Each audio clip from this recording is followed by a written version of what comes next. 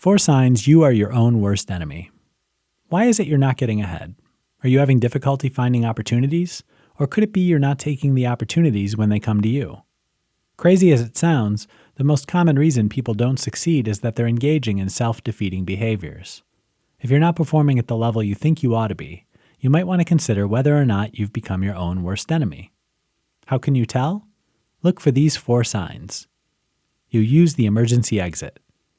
And do you tend to come close to completion of a project only to back out at the last minute? When you feel the need to bail, it's typically because you're afraid to take the last step.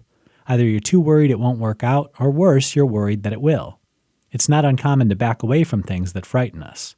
This is why we tank a relationship the moment we start to feel close to the other person. It's also why we sabotage ourselves at work when we hear we're being considered for promotion. You're procrastinating. When you put things off, it typically means you're feeling unsure about what you're doing.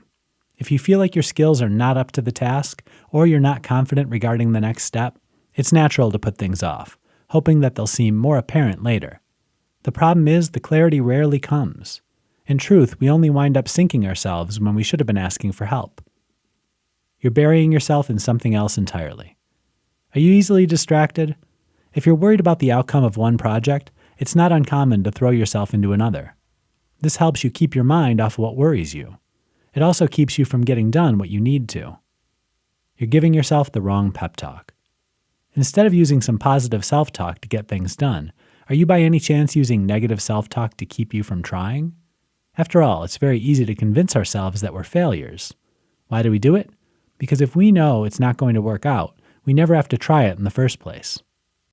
All of these behaviors can have a seriously detrimental effect on what we're doing.